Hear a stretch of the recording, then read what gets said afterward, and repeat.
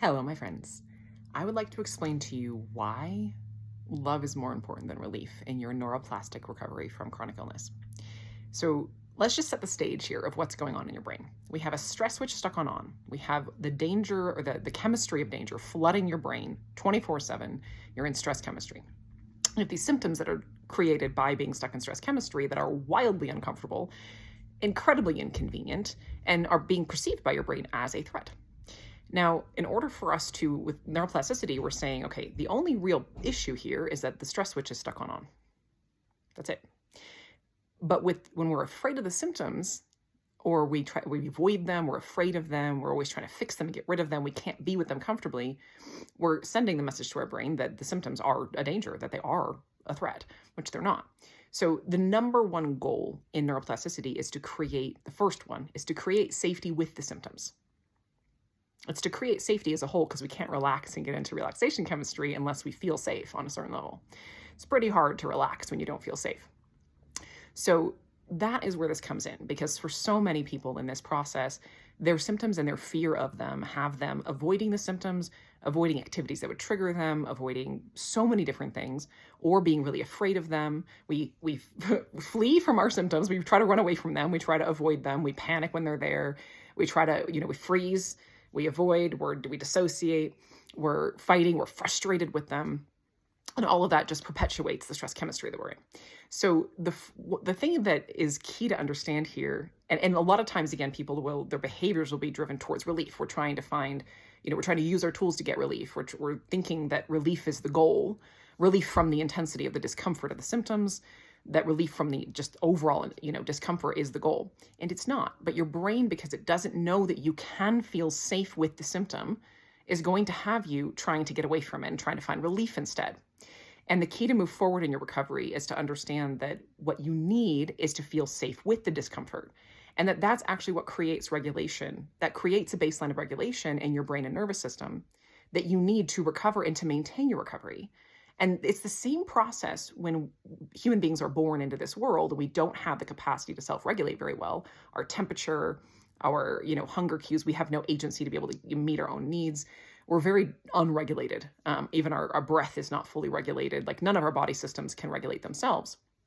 And part of how we create regulation over time is learning that, number one, someone will come and provide connection and comfort and co-regulation when we're dysregulated, and help us to move into a regulated state.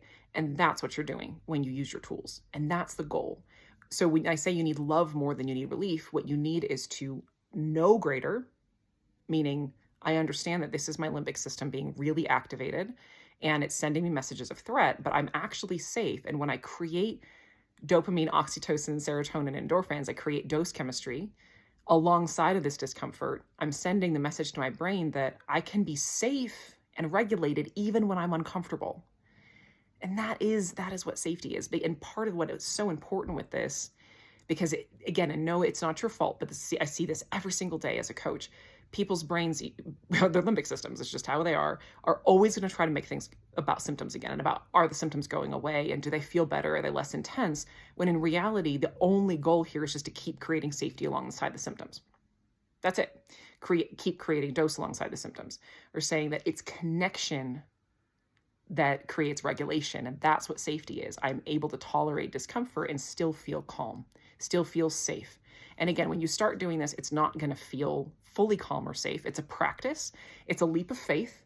This is a whole new pathway. It's very like a whole new way of approaching symptoms and illness, like very, very different. So it's a big leap of faith on the science for you and your limbic system. And as you do it, you'll get to a point where you realize that the more regulated you are, the more dose chemistry you have, there's more of a buffer between you and your symptoms, and they don't feel as intense.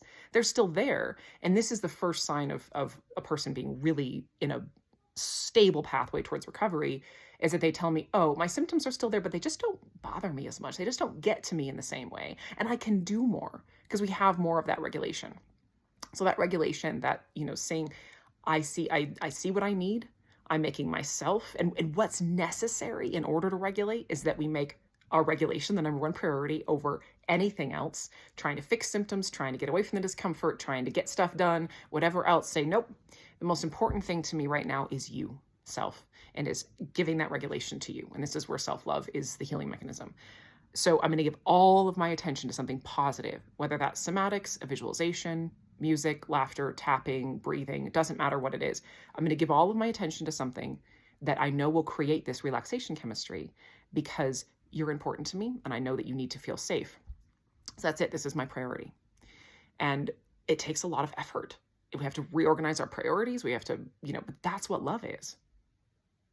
It's just like if a little child is, gets hurt or is upset or is having a moment, when a parent drops everything and goes over and says, hey, honey, what happened? What do you need? I'm here. And just maybe holds them or hugs them, even if they don't know what's wrong yet. And that applies here because sometimes we don't know why we're activated. We just want to give that regulation even before we know what's going on. Again, remember, even if your brain reacted to something, it's a crosswired pathway. It's not about the trigger, it's about your brain. So it's okay to just regulate if you don't know why you're so heightened or so activated. But that's where it starts, is you saying, nope, I'm willing to drop everything to come be with you and give you the love you need right now so that you know that you are met and you are safe. Even when you're in emotional pain, physical pain, you're uncomfortable, you're confused, you're overwhelmed, I'm here.